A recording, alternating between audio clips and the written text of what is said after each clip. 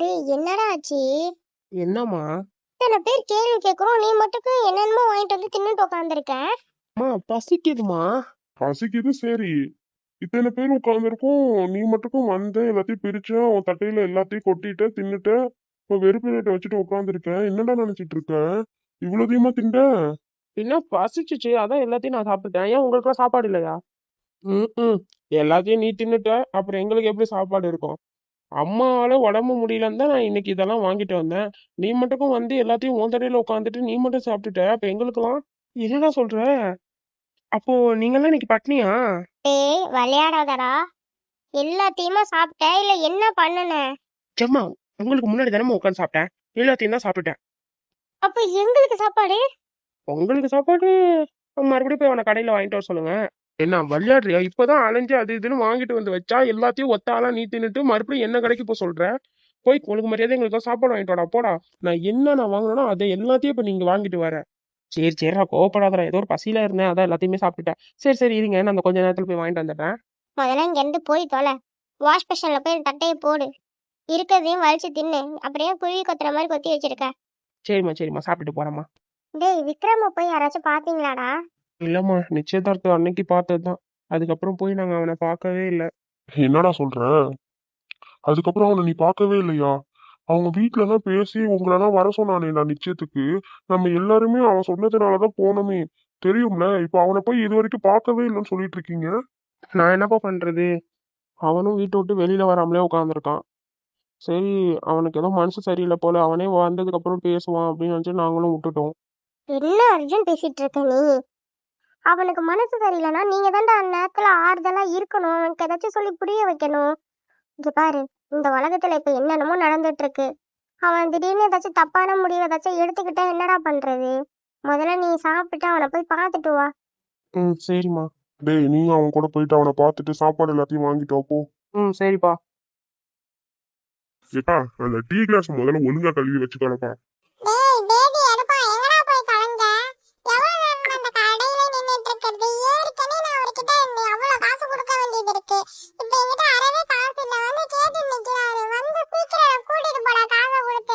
டேய், நானே உன்னை டீ குடிக்க போக சொன்னேன். நீயா போய் நின்னுகிட்டு என்ன கூப்பிட்டு நிக்கிறேன்? எனக்கு வேலை இருக்கு, என்னால இப்போ வர முடியாது, நான் வெளியில வந்திருக்கேன்.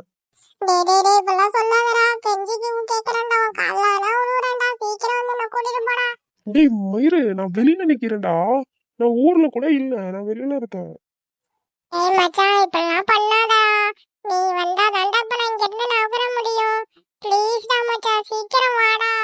என்னப்பா தம்பி, காசு கிடைச்சிச்சா இல்லையா? குடுப்பியா மாட்டியா? சீக்கிரம் சீக்கிரம் எனக்கு 1008 ஜோலி கிடக்கு.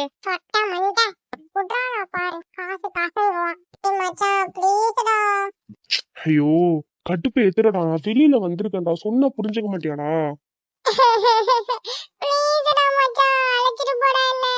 சரி, அவர்கிட்ட ஜிபே ஆச்சும் இருக்கான்னு கேளு. அந்த நம்பரை தர சொல்ல, நான் போட்டு விடுறேன்.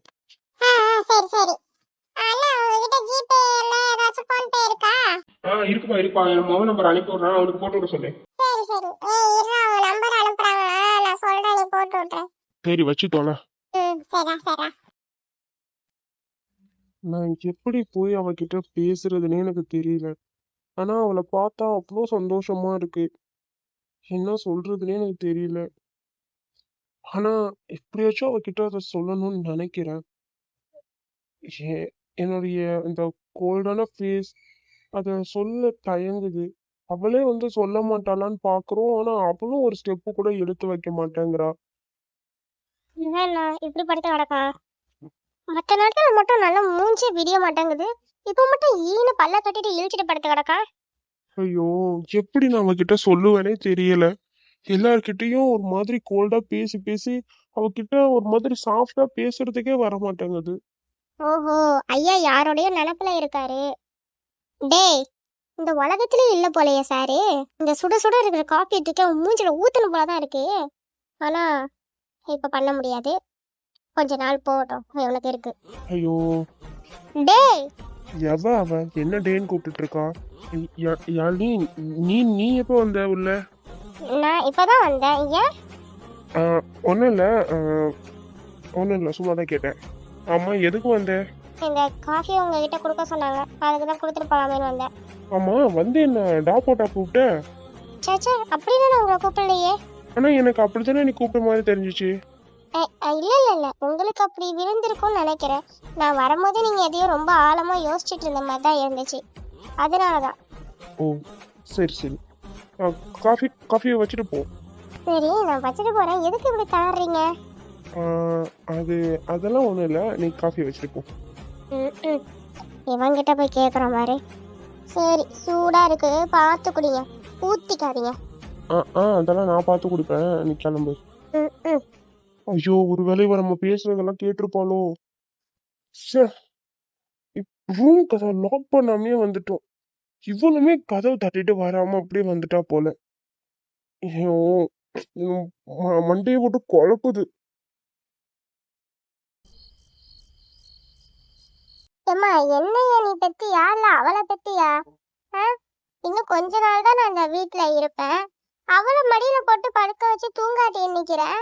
என்னதாம்மா நீ பக்கத்துல படுக்க வச்சு கொஞ்சணும்? நான் என்ன பண்றது? அவ வந்து என் மடியில படுத்துக்கிட்டா, நீயும் வந்து படுக்க வேண்டியதானே? நான் உன்னை வேணான்னு சொல்லவே இல்லையே. இவன் செல்ல பிள்ளை எங்களுக்கு. அவளை பாருங்க எப்படி நல்லா தூங்குறான்ட்டு. ஏக்கா, நம்ம பிள்ளைய மாத்தி பெத்துட்டோம்னு நினைக்கிறேன். நீ ஏன்டி எப்படி சொல்ற? பின்ன அவ உங்களை சுத்தி சுத்தி வரா, இவ என்ன சுத்தி சுத்தி வரா.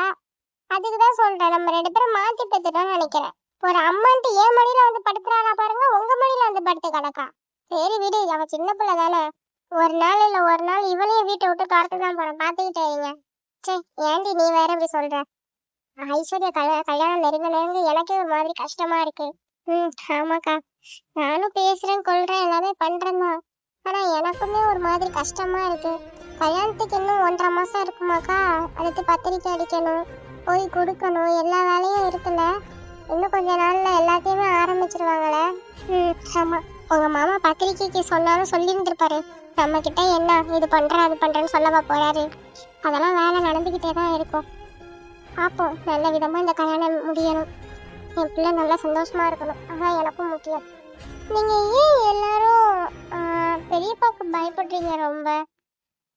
அது மட்டும் இல்லாம எப்ப பார்த்தாலும் கிச்சனுக்குள்ளேயே இருக்கீங்க. உங்களுக்குன்னு எந்த ஆசையுமே இல்லையா? எனக்கு இந்த வீட்டுல இருக்கவே பிடிக்கல. இன்னும் 1 மாசம் தான் இருக்கு. இந்த 1 மாசம் எப்படி போகுமோன்னு எனக்கு தெரியல. எங்கேயாச்சும் போயிடலாமான்னு தோணுது. ஆனா மனசெல்லாம் ஒரு மாதிரி இருக்கு. இப்ப வரையும் அவங்கள எதிர்த்து ஒரு வார்த்தை கூட நீங்க பேசினதே இல்லாத மாதிரி தெரியுது. ஆனந்தி, சொல்லுங்கம்மா. அதான் விடுமா, கிச்சனுக்குள்ள நிக்கிறது கூட எனக்கு பெருசா தெரியல.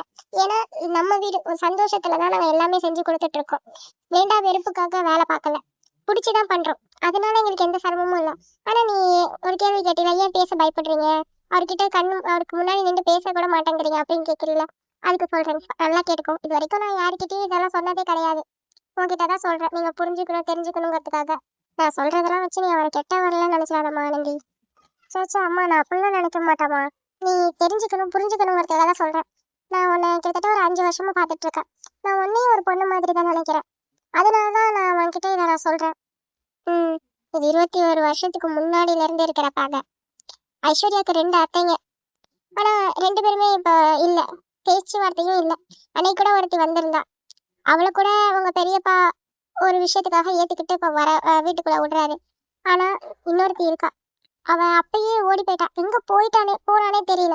இப்ப வரையும் அவ எங்க இருக்கா, என்ன பண்றா, அவ வாழ்க்கை எப்படி இருக்குன்னு எங்களுக்கு எதுவுமே தெரியாது. ஆனா அவளுடைய குழந்தைகளோ இல்ல அவளும் இந்த ஊர் பக்கம் வந்தாங்கன்னா கண்டிப்பா அது அவங்களுடைய மிகப்பெரிய தப்பான முடிவு. அது மட்டும் இல்ல, அன்னையில இருந்து அவங்களுக்கு பெரிய ஆபத்து.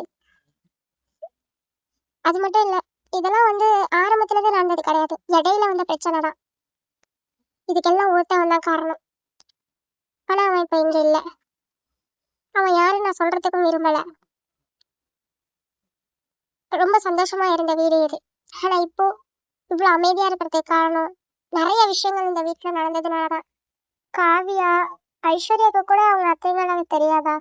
நான் ஒரே ஒரு அத்தையை மட்டும்தான் பார்த்திருக்கேன். அன்னைக்கு கூட ஃபங்க்ஷனுக்கு வந்தாங்களாமா. ஆமா. ஆனா காவியாக்கு தெரியுமா என்னன்னு தெரியல. ஏன்னா அவன் ஊர் பக்கமே அவ்வளோக்கா வந்தது கிடையாது. இருந்தாலும் ஒரு 2 நாள் வந்துட்டு இந்த மாதிரி ஓடி போயிடுவா. அதனால அவளுக்கு தெரிய வாய்ப்பு கிடையாது.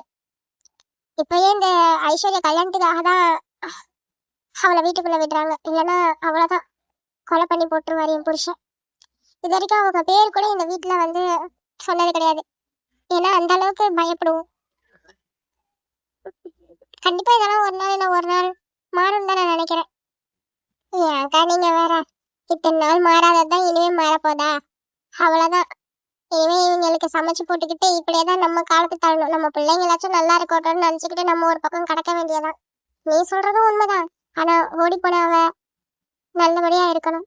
ஏன்னா நான் கல்யாணம் கட்டி இங்க புதுசா வந்தப்ப எனக்குன்னு யாருமே இந்த வீட்டுல தெரியாது. அவ ஒருத்தி தான் எனக்கு எல்லாமே பண்ணுவா. அவ்வளவு நல்ல பொண்ணு அவ. அவ அப்படி பண்ணது எனக்கே ரொம்ப வந்து கஷ்டமா இருந்துச்சு.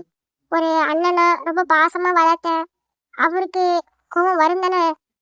ஆனா அந்த கோவத்தை கூட நான் ஏத்துப்பேன். அதுக்குன்னு அவ வந்தா அவளை கொலை பண்ணி போட்டுடணும்ட்டு நினைக்கிறதெல்லாம் ரொம்ப தப்பு இல்ல. கொலை பண்ணுவாங்களா? இந்த வெட்டுக்குத்து அருவாலாம் அவங்களுக்கு அத்துப்படி, டக்குன்னு போட்டு தள்ளிட்டு போயிட்டே இருப்பாங்க. பிரச்சனைனா கூட எவனாலையும் கேட்க முடியாது. அந்த மாதிரிதான் இங்க ஓடிட்டு இருக்கு. அதனாலதான் எங்க வீட்டு பேரை சொல்றதுக்குள்ள அவன் பயந்துட்டு கிடப்பான்.